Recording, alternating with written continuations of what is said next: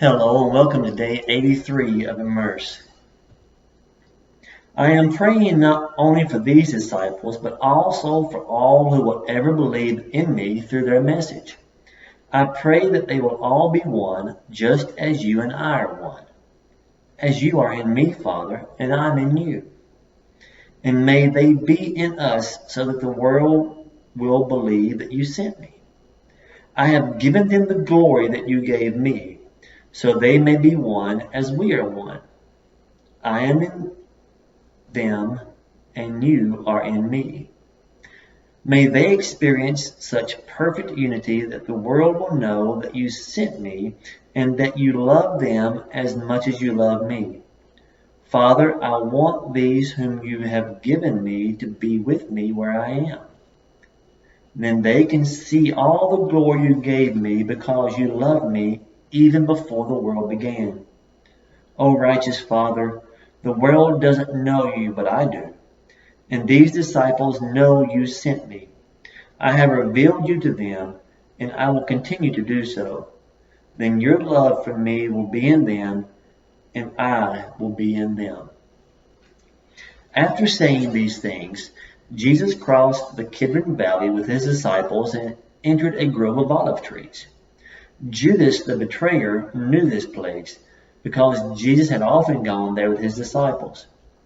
The leading priests and Pharisees had given Judas a contingent of Roman soldiers and temple guards to accompany him. Now, with blazing torches, lanterns, and weapons, they arrived at the olive grove. Jesus fully realized all that was going to happen to him, so he stepped forward to meet them. "Who are you looking for?" he asked. "Jesus the Nazarene," he replied. "I am he," Jesus said. Judas, who betrayed him, was standing with him. As Jesus said, "I am he," they all drew back and fell to the ground. Once more he asked them, "Who are you looking for?" Again they replied, "Jesus the Nazarene." "I told you that I am he," Jesus said, "and since I'm the one you want, let these others go." He did this to fulfill his own statement. "I did not lose a single one of those you have given me." Then Simon Peter drew a sword and slashed off the ear of Malchus, the high priest's slave.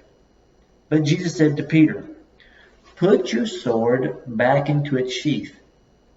Shall I not drink from the cup of suffering the Father has given me?"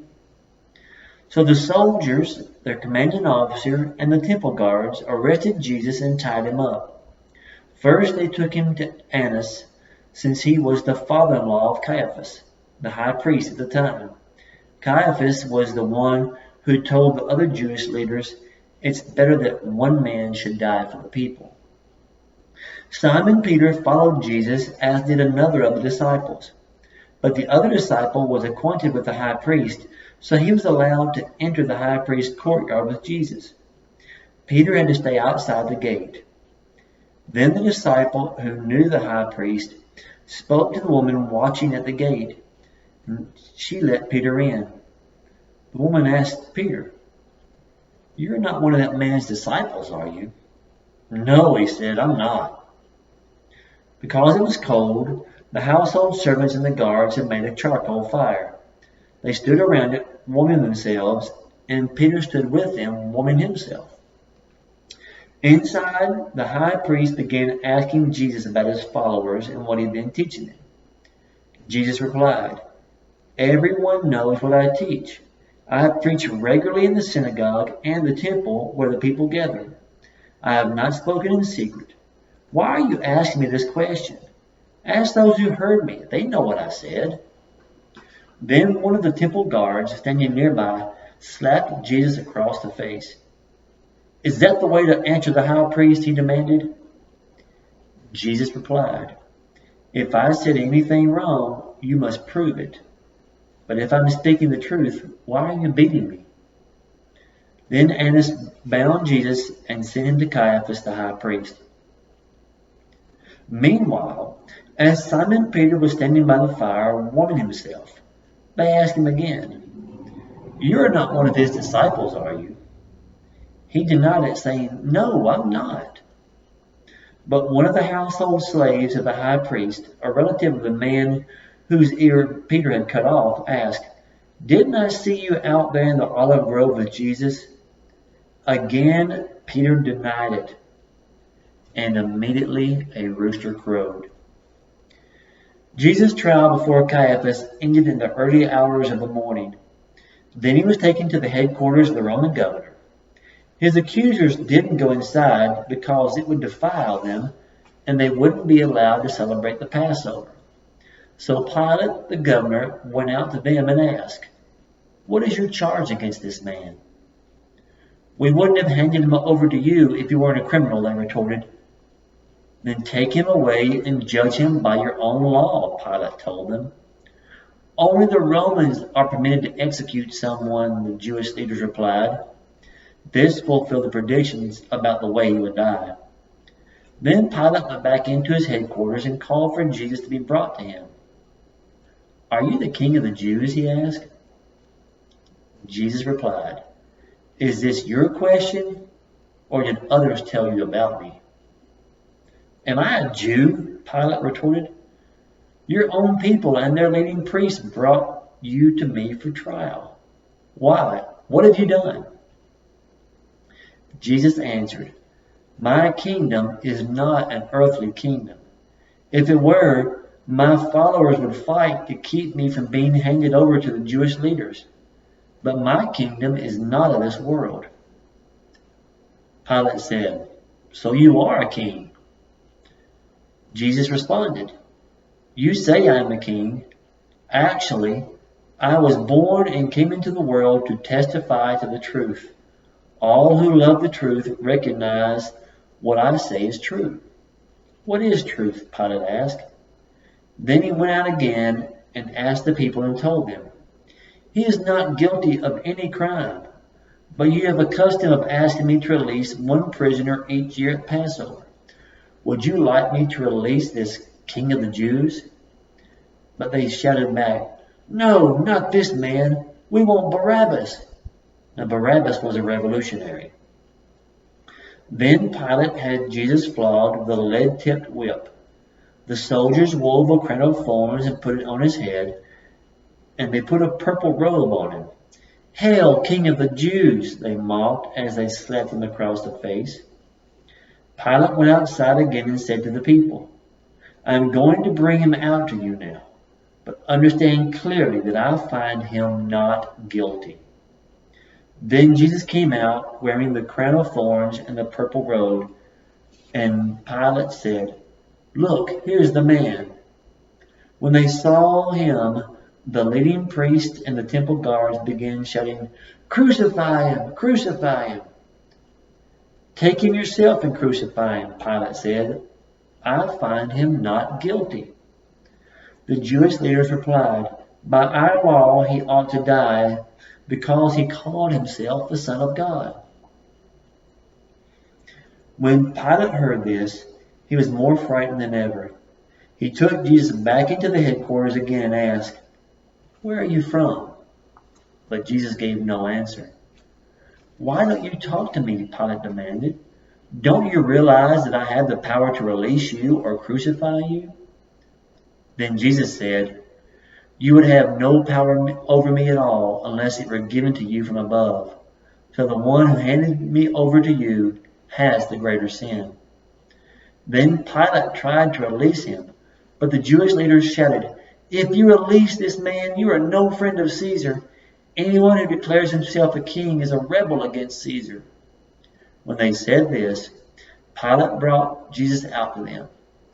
Then Pilate sat down on the judgment seat on the platform that is called the Stone Pavement.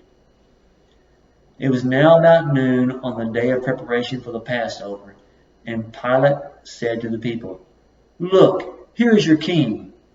"Away with him," they yelled. "Away with him! Crucify him!" "What? Crucify your king?" "We have no king but Caesar," the leading priests shouted back. Then Pilate turned Jesus over to them to be crucified. So they took Jesus away. Carrying the cross by himself, he went to the place called the place of the skull. There they nailed him to the cross. 2 others were crucified with him, one on either side, with Jesus between them. And Pilate posted a sign on the cross that read, Jesus of Nazareth, King of the Jews. The place where Jesus was crucified was near the city, and the sign was written in Hebrew, Latin, and Greek, so that many people could read it. Then the leading priest objected and said to Pilate, change it from the King of the Jews to, he said, I'm the King of the Jews. Pilate replied, no, what I have written, I have written. When the soldiers had crucified Jesus, they divided his clothes among the 4 of them. They also took his robe, but it was seamless, woven in one piece from top to bottom. So they said, rather than tearing it apart, let's throw dice for it. This fulfilled the scripture that says, they divided my garments among themselves and threw dice for my clothing. So that is what they did. Standing near the cross were Jesus' mother and Jesus' sister, Mary the wife of Clopas and Mary Magdalene. When Jesus saw his mother standing there beside the disciple he loved, he said to her, dear woman, here is your son. And he said to the disciple, here is your mother. And from then on, the disciple took her into his home. Jesus knew that his mission was now finished, and to fulfill scripture, he said, I am thirsty. A jar of sour wine was sitting there, and so they soaked a sponge in it and put it on a hyssop branch and held it up to his lips. When Jesus had tasted it, he said, it is finished. And then he bowed his head and gave up his spirit. It was the day of preparation, and the Jewish leaders didn't want the bodies hanging there the next day, which was the Sabbath, and a very special Sabbath because it was Passover week. So they asked Pilate to hasten their deaths by ordering that their legs be broken. Then their bodies could be taken down. So the soldiers came and broke the legs of the 2 men crucified with Jesus. But when they came to Jesus, they saw that he was already dead, so they didn't break any of his legs. One of the soldiers, however, pierced his side with a spear, and immediately blood and water flowed out. This report is from an eyewitness giving an accurate account. He speaks the truth so that you also may continue to believe. These things happened in the fulfillment of scriptures that say, not one of his bones will be broken, and they will look on the one they pierced. Afterward, Joseph of Arimathea, who had been a secret disciple of Jesus because he feared the Jewish leaders, asked Pilate for permission to take down Jesus' body. When Pilate gave permission, Joseph came and took the body away. With him came Nicodemus, the man who had come to Jesus at night. He brought about 75 pounds of perfumed ointment made from myrrh and aloes. Following Jewish burial custom, they wrapped Jesus' body with the spices in long sheets of linen cloth. The place of crucifixion was near a garden where there was a new tomb never used before. And so, because it was the day of preparation for the Jewish Passover, and since the tomb was close at hand, they laid Jesus there. Early on Sunday morning, while it was still dark, Mary Magdalene came to the tomb and found that the stone had been rolled away from the entrance. She ran and found Simon Peter and the other disciple, the one whom Jesus loved. She said, they have taken the Lord's body out of the tomb, and we don't know where they put him. Peter and the other disciple started out for the tomb. They were both running, but the other disciple outran Peter and reached the tomb first. He stooped and looked in and saw the linen wrappings lying there, but didn't go in. Then Simon Peter arrived and went inside. He also noticed the linen wrappings lying there, while the cloth that had covered Jesus' head was folded up and lying apart from the other wrappings. Then the disciple who had reached the tomb first also went in, and he saw and believed. For until then, they still hadn't understood the scriptures that said that Jesus must rise from the dead. Then they went home. Mary was standing outside the tomb crying, and as she wept, She stooped and looked in. She saw two white-robed angels, one sitting at the head and the other at the foot of the place where the body of Jesus had been lying. "Dear woman, why are you crying?" the angels asked her. "Because they've taken away my Lord," she replied, "and I don't know where they've put him." She turned to leave and saw someone standing there. It was Jesus, but she didn't recognize him. "Dear woman, why are you crying?" Jesus asked her. "Who are you looking for?" She thought he was the gardener. "Sir," she said, "if you have taken him away, tell me where you put him, and I will go and get him." "Mary," Jesus said. She turned to him and cried out, "Rabbi," which is Hebrew for teacher. "Don't cling to me," Jesus said, "for I haven't yet ascended to the Father. But go find my brothers and tell them that I am ascending to my Father and your Father, to my God and your God." Mary Magdalene found the disciple and told him, "I have seen the Lord," and then she gave them the message.